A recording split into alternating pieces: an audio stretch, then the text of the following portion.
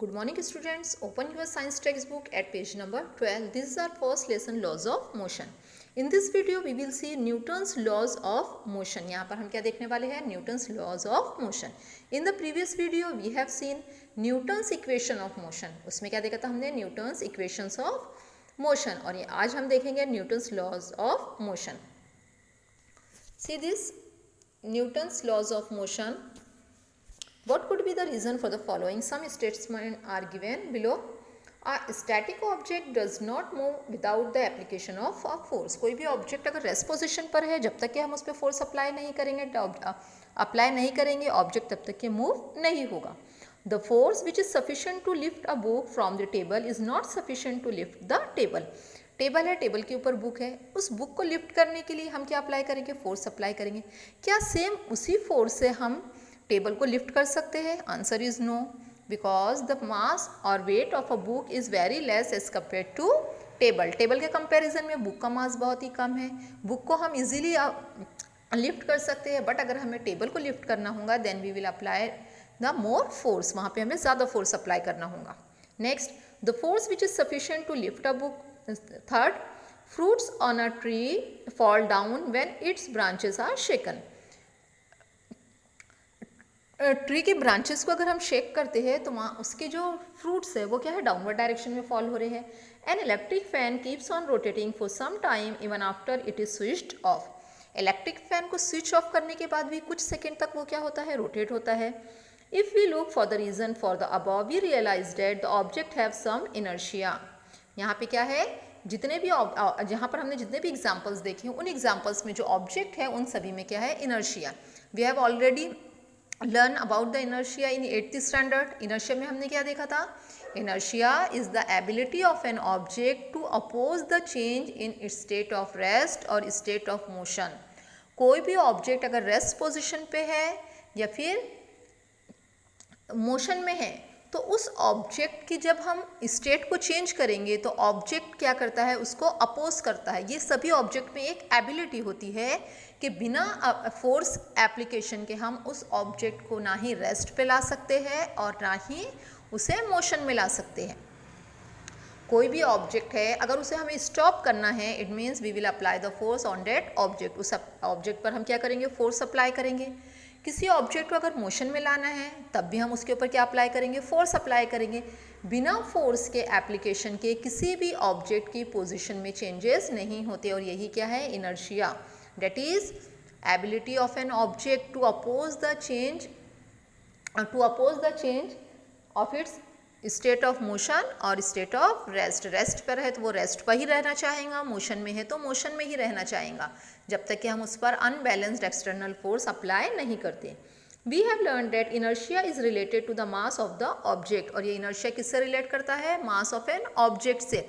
Object का weight जितना ज़्यादा होगा, मास जितना ज़्यादा होगा उतना ही ज़्यादा उसमें क्या रहेगा? इनर्शिया रहेगा. जैसे अभी हमने बुक और टेबल का देखिए, टेबल का मास ज़्यादा है तो उसमें इनर्शिया भी ज़्यादा है, मीन्स उसमें ज़्यादा फोर्स अप्लाई करेंगे. बुक का मास कम है, it has less inertia, so we will apply the less force to lift the book. वहाँ पर उसका मास कम है, मीन्स उसमें इनर्शिया भी कम है तो उसे लिफ्ट करने के लिए हमें फोर्स भी कम अप्लाई करना होगा. Newton's first law of motion describe this very property and is therefore also called the law of inertia. Note down. Newton's first law of motion is also known as laws of inertia. जो Newton का first law है उसे और क्या बोला जाता है? Law of inertia. All instances of the inertia are example of Newton's first law of motion. और यहाँ पे हम अगर इनर्शिया के जितने भी एग्जाम्पल्स लेते हैं all examples are the example of Newton's first law of motion. जो example Newton's first law of motion के है सेम वही एग्जाम्पल किसके है? लॉ ऑफ इनर्शिया और inertia. Newton's first law of motion. Next topic Newton's first law of motion. First we will see balanced and unbalanced force. पहले हम देखेंगे कि बैलेंस्ड और अनबैलेंस्ड फोर्स क्या होती है. You must have played tug of war. आप सभी ने ये गेम देखा होगा, टग of war. Tug of war में क्या होता है? एक बहुत ही लॉन्ग रोप होती है और उस रोप के दोनों एंड पर कुछ पर्सन उसे पकड़ के क्या करते हैं? अपनी ओर पुल करते हैं. That is tug of war. Means जहाँ ज़्यादा फोर्स अप्लाई, जिस साइड से ज़्यादा फोर्स अप्लाई होंगी वो रोप उसी डायरेक्शन में जाएगी और अगर हम दोनों साइड से सेम फोर्स अप्लाई हो रहे हैं मीन्स वो क्या है, रेस्ट पोजिशन पे रहेंगी, उसमें कोई भी मोशन नहीं होगी. So long as the forces applied by both the sides are equal, that is balanced, the center of the rope is static in spite of applying the force. On the other hand, when the applied force become unequal, that is unbalanced, a net forces get applied in the direction of greater force and the center of the rope shift in that direction. Suppose यहाँ पर एक हमारे पास ये एक रोप है और ये दो इसके क्या हो गए, एंड पॉइंट हो गए. इस पॉइंट से सपोज 3 पर्सन इसे पुल कर रहे हैं, इस पॉइंट से भी 3 पर्सन पुल कर रहे हैं और दोनों भी उसके ऊपर क्या है, सेम फोर्स अप्लाई करें. जब यहाँ पर सेम फोर्स अप्लाई होंगी तो रोप किसी भी डायरेक्शन में मूव नहीं होंगी, मीन्स वो किसके ऊपर रहेंगी, रेस्ट पर रहेंगी, अप्लाई नहीं होंगी. This type of force is known as balanced force. इस टाइप की फोर्स को क्या बोला जाता है, बैलेंस्ड फोर्स, क्योंकि ये रोप को क्या कर रही है, बैलेंस कर रही है.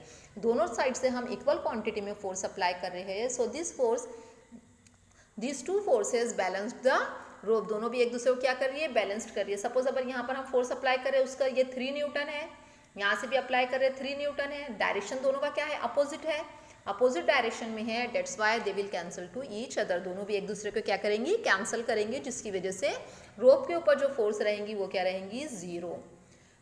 रोप के ऊपर जीरो फोर्स रहेंगी और उसमें कोई भी मोशन नहीं होगी. बट अगर सेम इसी रोप पर हम यहाँ पर 1 2 3 4 5 पर्सन यहाँ पे फोर्स अप्लाई कर रहे हैं और यहाँ 3 पर्सन 4 अप्लाई कर रहे हैं. अब यहाँ पर जो फोर्स दोनों डायरेक्शन से अप्लाई होंगी, सपोज ये पॉइंट ए है और ये एंड पॉइंट बी है, दोनों डायरेक्शन से जो फोर्स अप्लाई होंगी वो इक्वल नहीं है. सपोज जहाँ 5 पर्सन है वहाँ पर हम 20 न्यूटन फोर्स अप्लाई कर रहे हैं और जहाँ 3 पर्सन है वहाँ पर सपोज 7 न्यूटन फोर्स अप्लाई करें. तो ऑब्वियसली जहाँ पर फोर्स का मैग्नीट्यूड ज़्यादा होगा, पोल भी उसी डायरेक्शन में क्या है, मूव होंगी. So this type of force is known as unbalanced force. इस टाइप की जो फोर्सेज होती है वो कौन सी होती है, अनबैलेंस्ड फोर्स. दोनों साइड से अगर इक्वल फोर्स एक्ट करेंगी so the object will B at the rest position. Object क्या रहेगा, रेस्ट पोजिशन पे रहेगा. बट अगर दोनों साइड से अनबैलेंस्ड फोर्स अप्लाई हो रही है, अनइक्वल फोर्स अप्लाई हो रही है, then the object will be in motion. Object किस में रहेगा, फिर मोशन में. So to bring an object in the motion we apply unbalanced force. किसी भी ऑब्जेक्ट को मोशन में, मूवमेंट में लाने के लिए हमें कौन सी फोर्स अप्लाई करना होगा, unbalanced force. Note down the Newton's first law of motion. An object continues to remain at rest or in the state of uniform motion along a straight line. कोई भी ऑब्जेक्ट अगर rest position पर है तो continue rest ही रहेगा और अगर motion में है तो मोशन में ही रहेगा. Unless an external unbalanced force act on it. जब तक कि उसके ऊपर कोई अनबैलेंस्ड फोर्स एक्ट नहीं करेंगी. फोर्स एक्ट करेंगी बट कैसी होना चाहिए, वो अनबैलेंस्ड फोर्स. सपोज अगर ये बॉल है, बॉल रेस्ट पोजीशन पे, हमने कोई भी फोर्स अप्लाई नहीं किया, बट जैसे ही हम इसके ऊपर फोर्स अप्लाई करेंगे तो ये क्या है, मोशन में आ जाएगा. इसमें क्या आ जाएंगी, मोशन आ जाएंगी, एक्सेलरेशन आ जाएंगी. बट सपोज कोई बॉल है, ये बॉल मोशन में है, एक्सेलरेशन में है, तो ये एक्सेलरेशन में ही रहेगा. इसे स्टॉप करने के लिए हमें कौन सी फोर्स अप्लाई करना पड़ेगा, फिर भी अनबैलेंस्ड फोर्स. मीन्स अगर बॉल रेस्ट पर है और उसे मोशन में लाना है तो भी फोर्स अप्लाई करेंगे, और अगर बॉल मोशन में है, मूव हो रहा है और उसे स्टॉप करना है तो भी हम उसके ऊपर क्या अप्लाई करेंगे, अनबैलेंस्ड फोर्स. जब हम किसी भी बॉल को थ्रो करते हैं तो जब बॉल अर्थ सरफेस पर आ जाता है तो कुछ दूर जाने के बाद वो क्या हो जाता है, स्टॉप हो जाता है. स्टॉप क्यों हुआ, this is because of force of friction. किसकी वजह से, फोर्स ऑफ फ्रिक्शन. जो सरफेस है, सरफेस बॉल के ऊपर क्या अप्लाई कर रही है, फोर्स अप्लाई कर रही है, that is force of friction. किसी भी ऑब्जेक्ट को स्टॉप करने के लिए, कोई भी ऑब्जेक्ट अगर सरफेस पर मूव हो रहा है और वो ऑब्जेक्ट अगर स्टॉप होगा तो किसी वजह से स्टॉप होगा, फोर्स ऑफ फ्रिक्शन. और ऑब्जेक्ट अगर डाउनवर्ड डायरेक्शन में आएगा then it will be gravitational force. Downward direction में आ रहा है मीन्स ग्रेविटेशनल फोर्स है. और अगर सरफेस है, ये यहाँ पे एक सपोज ये टेबल है, टेबल के ऊपर ये बॉल क्या हो रहा है, रोल हो रहा है, बट कुछ दूर जाने के बाद वो क्या हो जाएगा, स्टॉप हो जाएगा. This is because of force of friction applied by the table. Table की जो सरफेस है वो उसके ऊपर क्या अप्लाई करेंगी, force of friction. Next, when an object is at rest or in uniform motion along a straight line, it does not mean that no forces is acting on it. कोई भी object अगर rest position पे है या फिर uniform motion में, इसका means ये नहीं है कि उसके ऊपर कोई भी फोर्सेस एक्ट नहीं हो रही है. Actually there are number of forces acting on it but they cancel each one another so that the net force is zero. उसके ऊपर भी नंबर ऑफ फोर्सेस एक्ट कर रही है बट वहाँ पर क्या है, वो सभी फोर्सेस एक दूसरे को क्या करेंगी, कैंसिल कर देंगी। सपोज जैसे कि ये अर्थ सरफेस है, ग्राउंड के ऊपर एक ये बॉल है, रेस्ट पोजीशन पर है, तो इसके ऊपर भी फोर्सेस एक्ट कर रही है, बट ये मूव हो रहा है क्या, नहीं हो रहा है। क्यों नहीं मूव हो रहा है? क्योंकि यहाँ पे फोर्स ऑफ फ्रैक्शन भी एक्ट कर रही है बॉल के ऊपर, ग्रेविटेशनल फोर्स भी एक्ट कर रही है, और ये जो बॉल का वेट है ये भी एक टाइप का क्या हो गया, फोर्स हो गई। बॉल का जो वेट है ये भी क्या है, फोर्स है। तो ये सभी फोर्सेस एक दूसरे को क्या करेंगे, कैंसिल करेंगे। इट मीन्स ऑब्जेक्ट अगर रेस्ट पोजीशन पर है तो भी उसके ऊपर फोर्सेस एक्ट करती है, और ऑब्जेक्ट अगर मोशन में है तो भी फोर्सेस एक्ट करेगी, बट ये सभी फोर्सेस एक दूसरे को क्या करेंगी, cancel. Newton's first law explain the phenomenon of inertia, that is, note down this, inability of an object to change its state of motion on its own. It also explains the unbalanced force which causes the change in the state of any object at rest or in uniform motion. Means कोई भी object अगर rest position uniform motion में है तो किसकी वजह से है, अनबैलेंस्ड फोर्स की वजह से। ऑब्जेक्ट को अगर हम मोशन में ला रहे हैं तो किसकी वजह से, अनबैलेंस्ड फोर्स। और इनर्शिया क्या हो गया, inability of an object to change its state of motion on its own. किसी भी ऑब्जेक्ट में ये एबिलिटी नहीं होती कि वो खुद से अपनी पोजीशन को क्या करे, चेंज करे। मीन्स उसके ऊपर हमें क्या अप्लाई करना होता है, फोर्स अप्लाई करना होता है, और यही क्या है, Newton's first law of motion और law of inertia. Next page, page number 13। ऊपर ये पूरा कैंसिल है यहाँ पर, लेट्स ट्राई दिस।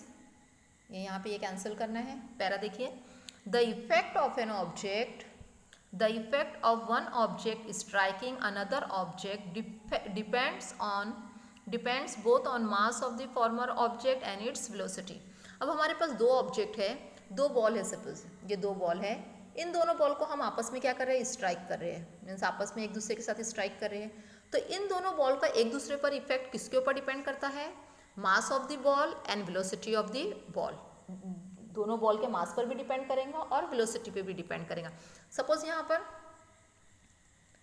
ये बॉल है, ये सेकंड बॉल है, दोनों का मास क्या है, सेम है, और दोनों की वेलोसिटी मीन्स दोनों सेम स्पीड से आ रहे हैं, तो दोनों का एक दूसरे को इफेक्ट क्या रहेगा, सेम रहेगा। दोनों का एक दूसरे को इफेक्ट क्या होगा, सेम होगा।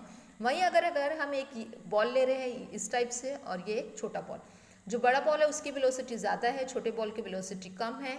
यहाँ पर जब दोनों एक दूसरे को स्ट्राइक करेंगे तो यहाँ पर भी दोनों का एक दूसरे का इफेक्ट क्या रहेगा, डिफरेंट रहेगा। क्योंकि जब हम दो ऑब्जेक्ट को स्ट्राइक करते हैं तो किसके ऊपर डिपेंड करता है, mass and velocity of both the object. दोनों ऑब्जेक्ट के मास पर भी और उसके वेलोसिटी पर भी डिपेंड करता है। This property was termed momentum by, और इसे क्या बोला जाता है, momentum. Note down the definition of momentum.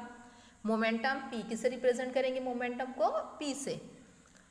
Momentum is the product of mass and velocity of an object. Momentum क्या होता है, mass and velocity of an object, object का मास और उसकी velocity. Momentum is the vector quantity. क्यों vector quantity है, because it has direction, both magnitude and direction. इसकी value भी होती है मैग्नीट्यूड और डायरेक्शन भी होता है इसमें। Note down the Newton second law of motion. The rate of change of momentum is proportional to the applied force and the change of momentum occurs in the direction of force। अब यहाँ पर momentum की definition क्या देखिए, momentum is the product of mass and velocity. Momentum किसके equal होता है, product of mass and velocity. किसी भी ऑब्जेक्ट की वेलोसिटी इंक्रीज होंगी या डिक्रीज होंगी, it depends on the force that applied on the object. किसके ऊपर डिपेंड करता है कि हम उस ऑब्जेक्ट पर कितनी फोर्स अप्लाई कर रहे हैं। हम ऑब्जेक्ट पर ज़्यादा फोर्स अप्लाई करेंगे तो उसमें वेलोसिटी ज़्यादा होंगी, लेस फोर्स अप्लाई करेंगे तो उसकी वेलोसिटी क्या रहेंगी, लो रहेंगी, कम रहेंगी। So this momentum is directly proportional to the force. किसके ऊपर डिपेंड करता है, फोर्स। सिंपली हम बोल सकते हैं कि किसी भी ऑब्जेक्ट में जो वेलोसिटी है, मीन्स एक्सेलरेशन हो रहा है ऑब्जेक्ट में, बॉडी की स्पीड इंक्रीज हो रही है या फिर डिक्रीज हो रही है, it depends on the force. वो फोर्स पर डिपेंड करता है कि हम कितना फोर्स उस ऑब्जेक्ट पर अप्लाई करें। एक बॉल है हमारे पास, उस पर अगर हम लेस फोर्स अप्लाई करेंगे तो उसकी वेलोसिटी भी क्या रहेंगी, लेस रहेंगी, और वो कम डिस्टेंस कवर करेगा। वहीं उसी बॉल पर अगर हम ज़्यादा फोर्स अप्लाई करते हैं तो उसकी वेलोसिटी भी क्या होंगी, हाई वेलोसिटी रहेंगी, और वो ज़्यादा से ज़्यादा डिस्टेंस क्या करेगा, कवर करेगा। यहाँ पर हम फॉर्मूला फाइंड करेंगे फोर्स का। देखिए, Suppose an object of mass m has an initial velocity u. When a force F is applied in the direction of its velocity for the time t, its velocity become v. एक object है जिसकी initial velocity क्या है, u है, but अब हम इसके ऊपर क्या अप्लाई कर रहे हैं, फोर्स अप्लाई किए, ये F फोर्स अप्लाई किए, तो इसकी वेलोसिटी क्या हो गई, v. u is the initial velocity and v is the final velocity. Starting में उसकी वेलोसिटी क्या थी, u थी, बट जैसे ही हमने उस पर फोर्स अप्लाई किया तो उसमें क्या प्रोड्यूस हो गया, acceleration, and it gained the final velocity v.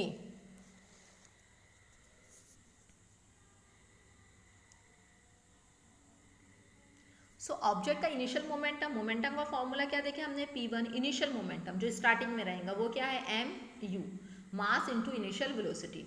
Suppose p2 is the final momentum, जब ऑब्जेक्ट ने कुछ डिस्टेंस कवर कर लिया वहाँ पे उसकी वेलोसिटी क्या हो गई, v हो गई. सो mv, this is the final momentum, mu initial and mv final. Now, rate of change of momentum. Rate of change of momentum क्या है? Change in momentum upon time. क्या है? Change in momentum upon time. Change in momentum is final momentum minus initial momentum. See this, mv minus mu upon t. यहाँ formula देखिए, rate of change of momentum means क्या हो गया, change in momentum upon time. जब भी कहीं भी आपको रेट दिखाई देगा तो वहाँ पे डिनोमिनेटर में हमें क्या लेना होता है, उसके फॉर्मूले में टाइम. जब भी रेट रहा तो डिनोमिनेटर में क्या लेना होता है, टाइम. हमारे पास यहाँ पे क्या है, rate of change of momentum, so change in momentum upon time. Change of momentum means final momentum minus initial momentum. Final is mv minus initial is mu upon t. दोनों में देखिए m कॉमन है, सो जब हमने m common लिए तो क्या बचा, v minus you upon T, and v minus you upon T, this is the formula of acceleration, change in velocity upon time. So it become ma. ये पूरा ब्रैकेट, ये पूरा सर्कल क्या बन गया, a. So this is ma. यहाँ पर value क्या आ गई इसकी, ma. अब हमारे पास न्यूटन सेकेंड लॉ क्या है, Newton second law, the rate of change of momentum is directly proportional to the applied force. जो मोमेंटम में चेंज हो रहे हैं वो किसके प्रोपोर्शनल है, फोर्स के. मोमेंटम के लिए क्या यूज कर रहे हैं हम, p is directly proportional to force, is directly proportional to force. But अभी हमने फाइंड किया मोमेंटम क्या है, ma directly proportional to force. So अब यहाँ से हमें ये प्रोपोर्शनल का साइन हटाना होगा, so it will be F is equal to k ma, where k is the constant. k क्या है, कॉन्स्टेंट है. सो we got the formula of force, that is ma. This is the formula of force. आगे यहाँ पर हम numerical problem solve करेंगे तो वहाँ पर ये फॉर्मूला यूज होगा, F is equal to ma, और आगे भी 10th स्टैंडर्ड में ये फॉर्मूले यूज होंगे, F is equal to ma. और इसके पहले हमने जो इक्वेशन देखे था, 3 equations of motion, 3 equations of motion, जो 3 इक्वेशंस फाइंड किए थे वो सभी फॉर्मूले अभी यहाँ पर न्यूमेरिकल प्रॉब्लम में भी यूज होंगे, और नेक्स्ट ईयर 10th स्टैंडर्ड में आपको साइंस में वहाँ पर भी ये सभी फॉर्मूले यूज होंगे.